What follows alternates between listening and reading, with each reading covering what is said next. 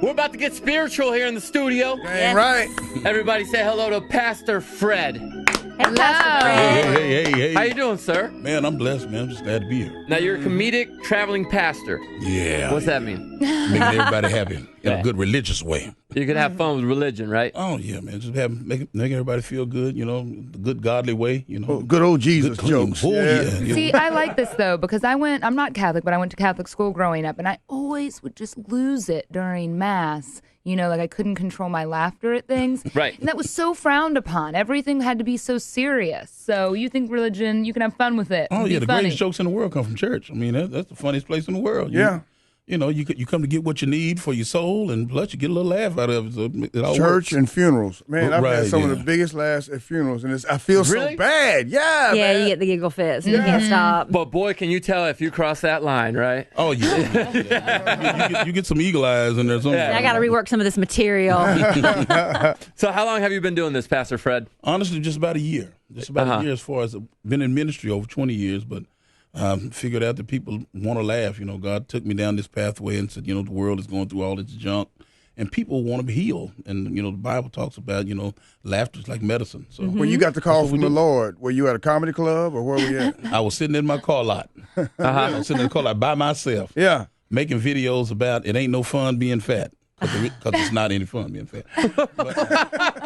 So I was making those little videos and just didn't know. People started inboxing me. My granddad hadn't laughed in a month or so. So it was bigger than just making people laugh. People were actually getting healed through it. So it's been a blessing. All right. And people just contact you and say, hey, come out to our church. Oh, yeah. We get it started. I didn't even know I could do stand up. I love the stage because I'm in ministry. So that part wasn't a problem. But Lord started giving me stuff, that third eye, seeing stuff, and it's working. People are calling. I had my phone hadn't rang like that in a long time, so I'm grateful for it. Doing the dates and the comedy dates, and we're talking about building a whole variety show with singing and everything. Oh, Yeah, you wow. got like a whole crew with you. Oh yeah, this is just the beginning. All right. He's got dreams. He's got plans. Well, tell us about your fascination with Bluebell. Well, my mother and father always, it was a staple thing in our home. You had some Bluebell and Post Toasties all the time in the house. You had them. So when Bluebell left, it wasn't like whatever. People were really hurting. Yeah. And in our culture, in our house, it was like we just started wearing black, like it was like a memorial or something, like But we're celebrating like in black culture. You almost see when we have a cousin that's gone to the penitentiary, Right. and he come back home. Yeah. We wear shirts, free Ray Ray and all that kind of With stuff. a picture on it. Yeah. That's how we were feeling about Bluebell. Free butter pecan, free banana pudding ice cream. So we're actually having celebrations. People are having Bluebell parties, after church socials with Bluebell. This thing is bigger than people think it is. Now, I was talking. What about people that just said, just eat a different ice cream? What's the big It's deal? not the same. Let her have her, Pastor Fred. When you don't have you have your aunties, we say auntie instead of auntie. When you have your auntie's pound cake, nothing else goes on there but Bluebell. I feel you. What else is going to fit on there? Man? Nothing. That other stuff is just like wet cream or something. I don't know, but it just doesn't work. I don't want that. Now, what I was talking about is you have a song that it's gotten some traction. Yes, sir. You got some viral activity going on. Yeah. When did you start noticing that this was starting to take off and get pretty big? Well, I did the Bluebell praise break first, which is, I'm a preacher. I got that song. So I did that thing and just didn't realize how passionate people were about the return. Right. So it's just in minutes, it just started growing 1,000, 2,000, 10,000, 12. So I'm sitting in church Sunday and that just came, man. I'm sitting on the organ. And it just happened, Bluebell's ice cream. We can't wait till you get in the store, buy all you got, and come back for more. It just came together, and people loved it. They say that some of the best songs ever written have been written in like 20 minutes or shorter. It was time. shorter than that. I had a few choir members left. I said, y'all just sit down and give me a minute.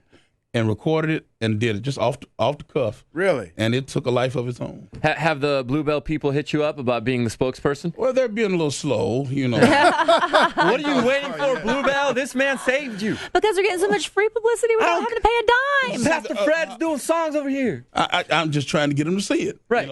And right now, they don't have to push too hard. I'm not gonna hold out. You come with the right number. Sure. We'll move forward. And, I'll put everything out of my freezer, none but Bluebell. We'll Because do they're it. really the only buyer for this song. Limited to market. Everybody else is gonna latch on. Brahms probably going to hit you up. Let me ask you one question about your congregation. Do you have a member of your congregation that goes by the name Listoria? No, the listeria is a demon. Botched by mispronunciation.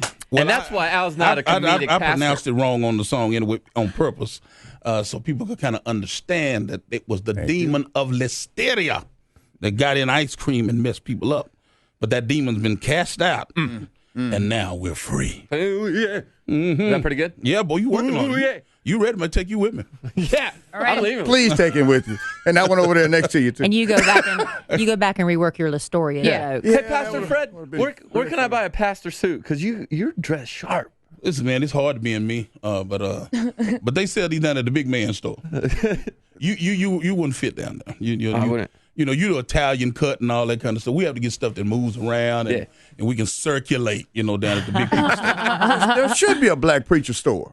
There really should. Oh, they are. Yeah. We had TD Jakes come in here. He was looking sharp. You come in here looking all good. Man, I'm just doing the best I can with what I got. All right, my There you man. go. You were All right. standing at the same mic TD Jakes was just at not too long ago. Get ready. I feel his spirit right here. That's great. Yeah, see that? You just never know. You never know what you got. Channeling TD Jakes. I didn't know we were going to get a TD Jakes impersonator over Two here. pastors in one. Coming down. It might be coming down. Pastor Fred, would you please play the song? Oh, The please. Bluebell song everybody's blowing up about. Man, I love it. That's what I'm here to do. And it's not just you. You came prepared. I brought we're going to have some Bluebell Church here today. You got a posse. Did you happen to, The company. to Well, I bring a don't know little, about a treat posse. with you? That's kind of Lone Rangerish, but I brought the crew. All right, well, let's take a listen to the Bluebell song. Yes. Sung live by Pastor So Fred excited. Thomas.